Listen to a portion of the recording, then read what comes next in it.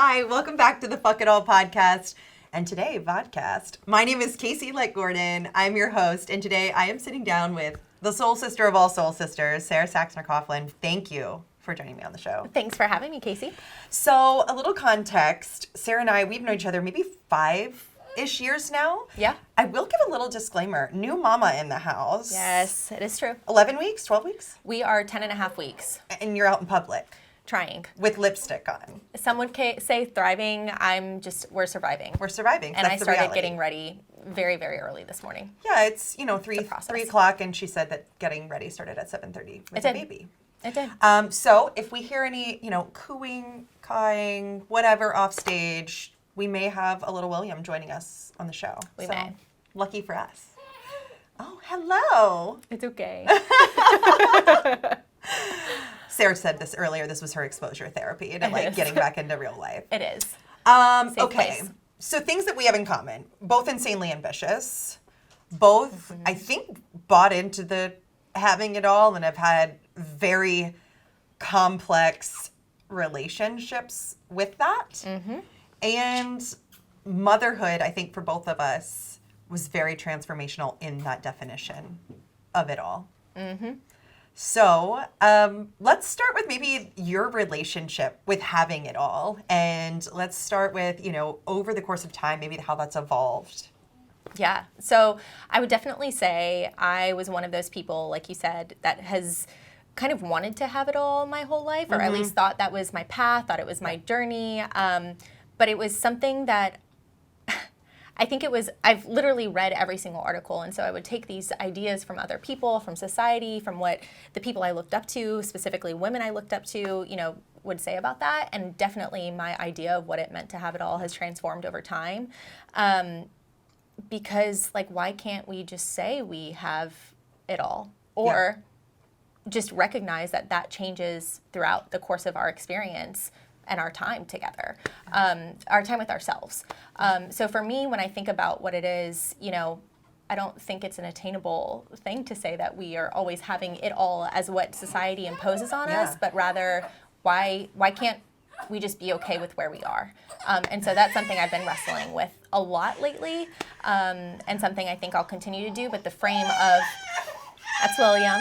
We're doing it already. We're doing it? Oh, wow. Hey, buddy.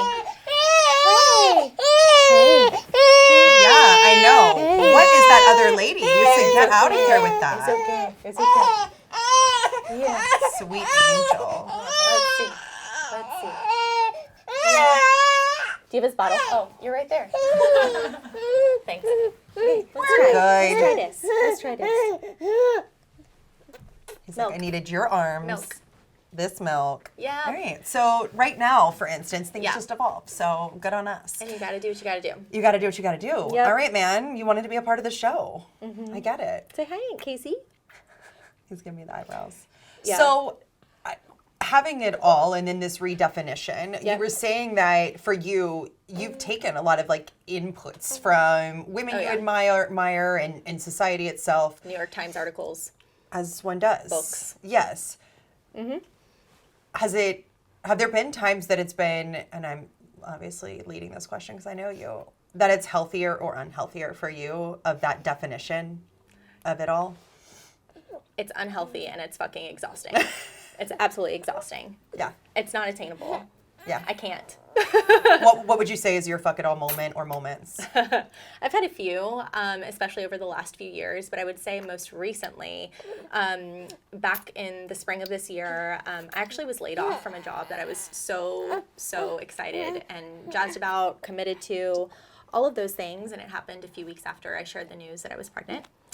And, when you're busting your butt and, doing it in a day where maybe you are also sick and trying to balance all of these things, and then to not feel, respected or valued in the way that you would like to be, from a team, it makes you question who you surround yourself with, what your views of yourself are, and why you put yourself in situations where maybe it's not the type of value-oriented place that you want to be. And so I think that has been my most recent F it all moment, where I really decided to look inward as to what I need, the type of spaces I need to be in, the type of people I need to surround myself with, and ultimately like what impact for me looks like.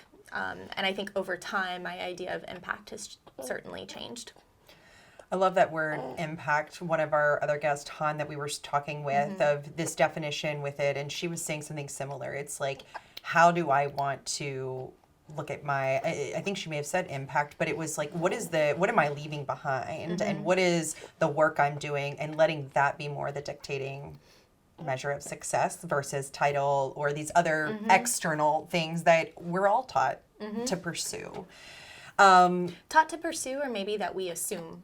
Yeah. You know, I think for me, like I never faced pressure from my family or anyone about climbing a ladder, whatever ladder that was, or, you know, it was definitely more self-imposed. And I think it's the stories that we tell ourselves that we assume from, you know, external places, articles, you know, people sharing their experiences and us seeing ourselves in that. I'm curious for you, when the experience happened earlier this year with the job or other ones. For me, a lot of times when things aren't working or I have to redefine it all or a moment, the first place I go, in this way, you know, 10 years into therapy, my therapist, like MVP customer right here. But the first place I go is that something must be wrong with me because this system, how could it, all these people seem to be doing okay. And I can imagine, like, again, the only thing I can relate to is just being pregnant in a professional space. It was a very vulnerable space. Oh my gosh. Yeah. You're physically not in your own control. You're changing, you know, and there's days that you're literally giving life. So it's okay that you aren't those things. But I'm curious what your relationship was with that, like in an already vulnerable place and then saying this place isn't right for me versus I'm not right for this place. I can say that now, but it took time to get there. Yeah. Honestly, like lots of tears, lots of questioning, lots of reflective time, lots of the things that bring, of carving out my days and the things that bring me joy and like repositioning purpose. I think that took a lot of journaling and a lot of walking, a lot of podcasts, and a lot of like deep conversations with people that I hold tight to really like hold up the mirror, not just having other people hold up the mirror for me, but like me finally holding up the mirror. To say it was a vulnerable place, absolutely. You're talking to someone who loves to run and move her body and take on things and, you know, explore, and like I physically could not do the things that I used to do to cope with it, you know, being pregnant. And it's been a hell of a year, but a really good year and definitely a recentering year, oriented around like purpose and impact and being true to me. Yeah. So in a year, just for context, you got married, got pregnant, started a new job, lost a job that I lost, had a baby. It was still pseudo-pandemic time, I guess. So, you know, like state of the world, you know. So, like, let's just unpack that. Yeah. How much time do you have? Well, I think Sara said about 20 minutes. Okay. So, yeah, that's roughly. We'll solve it all. Yeah. Okay. I'm really, though, I think about, like, you know, what do they talk about, like, the 5 major changes that happen in one's life. You had a lot of those, and obviously Will's here, and he's awesome. Yeah. But getting pregnant really, you know, you can decide how much you want to share about this, but I know that it wasn't like on the short-term docket of things that we were planning.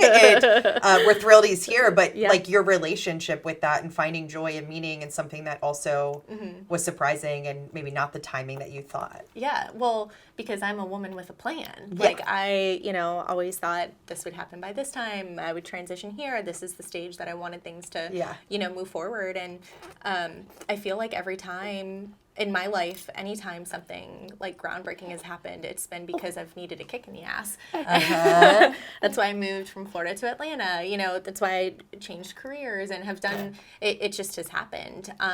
And yeah, I think for someone, I needed the shakeup. And honestly, like this has been amazing. Like I absolutely love Will. Our family is special, you know, love my partner, all of those things. But it's okay, I think, to have more than one big feeling at a time. And to like, someone recently said that to me, and it's just kind of like been my journey, I think, over this last year. is Yeah. you can wrestle with these things all at once, and it doesn't mean you're better or worse. Yeah. We're having some fun here. This is amazing. She's truly doing it all right now. He's Literally. pooping in my arms. Yeah, it's the fine. best. I'll tell the story. It was early days. I think I texted you about this. My yes. daughter, I went to a business meeting. She Yeah. was a month old, and I was like, desperate to get out of the house and just be like a human again. Yeah. And I was going to go Brush your have, teeth. yeah, right. Like, for the first time that week. And I went out to a coffee shop to meet like a networking person, and I'm like trying my best, and she had just like fed and was napping, and I'm holding her, and I look down, and she is like straight shit all over my dress. Like it is, I am covered. And he goes to give me a hug, and I was like, I'm not gonna do that right now to save my dignity. I'm gonna stand right where I am. Yeah. I'm gonna let you walk away. But it was this moment of like, it was so humbling, but also he later messaged, he was like, that was the most like hilarious and like best way you could have handled it, because I was thrilled you brought your kid, and it was great to see you, and it was great to hear that from a man in that situation too. I feel like sometimes women, we give each other more grace, but to have him like joke and celebrate with me of like, you showed up as you are in this moment. Yeah. So. I think about that story often, and like we were joking a little bit earlier about exposure therapy. Yeah. Like, why not? Right. Like, why do we think we have to fit in this box or be a certain way or show up a certain way or hide certain parts of ourselves when, like, this is, in all its glory, this is where we're at. And I think if we can be more accepting of ourselves and then show that compassion towards other people, like, people would just be more comfortable and be able to show up how The world they would be need better. to. Absolutely. Yeah. Yeah. Yeah. Absolutely. I think about that a lot. How has motherhood changed your view on what it means to have it all, of womanhood? I mean, I feel like, again, how much time do we have? But like, I have always been on the sisterhood train. Like my best confidants, friends, people I look up to. I've always felt, thank you. I've always felt connected to women. The respect and admiration and adoration that I have now for what we do, whether or not you choose to have a kid, right? Like, it's next level and deeper, and the whole motherhood thing, women are awesome, and so are our bodies, and I think the more that we can give love and get love in return, it's a beautiful thing. do we need to pause on audio for a burp? Yeah. I can see Leah's head going. Oh, It's yeah, definitely because of the on top the padding. mic. Yeah, or if you just pause the pat and then speak. Yeah, we'll pause. We're good. Burp little man. Sorry. I mean, I didn't want to. No, you can pause me. That's... I was like, it definitely adds to it. Sorry. Just getting some bass in there.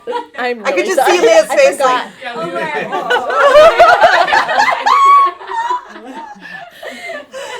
Let's try. Sorry. no, you're fine. The pressure's on, man. I know. I know. We're gonna sit here. That's So okay. let's just go like this. You're gonna see some spit bubbles. That's all right. All right, let's try it. Let's see what we got. If you need a pause at any point to do that, just let us know. Yeah. Yeah. Sorry, I don't even know where to look. I just. You're great. Okay. What day is it? What time is it? Who am I? Yeah. Hi. Say hi. You're our first man on the show. I love this. We're so progressive. Yeah, I know. That's how I feel about it too. Yeah. Okay. Yep. All right. Let's see what we can do. This is great. Thanks, guys. Thank you. This is, hey, It's helping my anxiety a lot. you're showing up as you are though, but this is something we say all the time of like, I'll go first. How do you show up in the world and expect other women to do it if you're not Yeah. in all your glory coming and saying like, yeah, I have my kid and I'm doing this conversation. Like this is important that we don't just show you on the other side and being like, it was really hard as a new mom, but like I'm great now. It's like, no, I want to see this part of it too. And I feel like you're in your power when I see you here with him. So that's a version of you that needs to be on here. Thank you. Just angel. Thank you. What is a story you were told that you believed and had to unlearn?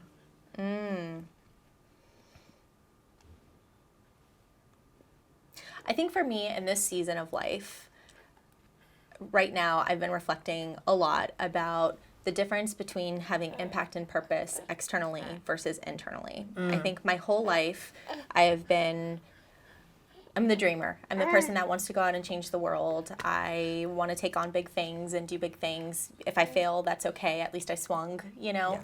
And I think now the thing that I'm unlearning is that there is just as much value and worth looking inside my home as it would be looking in my backyard. And that really rings true for me. It's something I'm working on accepting more, but it's been really glaring that, like, that is where I am in this season. Yeah. And it's okay if that evolves down the road, but it's also okay if I leave behind that old narrative and kind of accept this new one. Yeah. To be able to set myself, my family, my son, you know, any future children up in the way to go out into the world and make their own impact too. Yeah.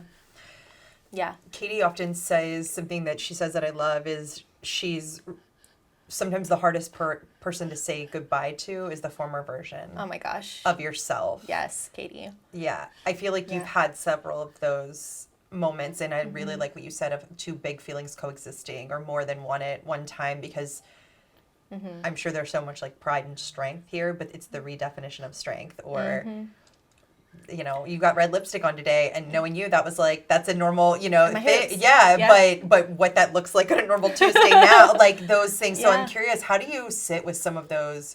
How do you sit with grief, or how do you sit with that loss and not be gentle with it or not judge it? Maybe it's a work in progress, or you know. It's absolutely a work in progress, and it is, I think one thing I've learned is, like, if you can just acknowledge all of those things and speak them out into the world, you might have said this in a past conversation to me too, it's easier to just see them where they are and accept that and either decide to move forward or tap back into that when you want it.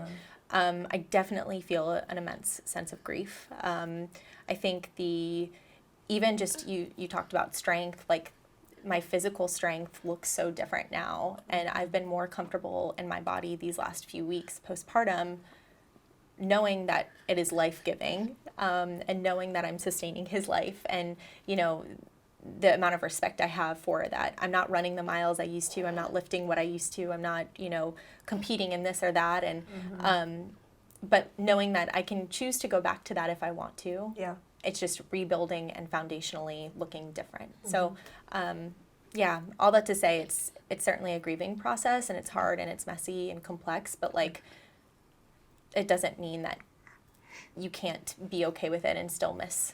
You can't be okay with where you're at and still miss who you were. Yeah. Recognizing that's an evolution. Yeah. Yeah. I think know? I've had to look at evolution as growth versus like you're failing or losing, or, you know, seeing it as a negative. And that's been for me, I feel like that's like my, you know, karma in this life to work out of some kind, because Yeah. I think I always put so much judgment on that. But you wouldn't judge me for that. Like, you No, wouldn't judge I mean, your that's mom for that. that's what my therapist also Yeah. has been working with me on. need to yeah, call her. I know, she's great. Dr. Erica, I love her. Couple rapid fire. What makes Yeah. you feel in your power? Ooh. Red lips and a hoop. I mean, amen. But also a slow cup of coffee with Will and my partner. I feel so at home, so me. Like that. On the flip side, finish the sentence for Yeah. me. When my power is shaken, I Call my girlfriend. have a fuck it all podcast. Yeah. Are you pointing at me? Say hi. Hello. He's like, oh, that question, just terrible, dreadful. Adios, mio. Yeah. Yeah. If you could say one thing to your younger self, what would you tell her? Give grace. Yeah, that's been a big theme. What's your favorite part of being a woman?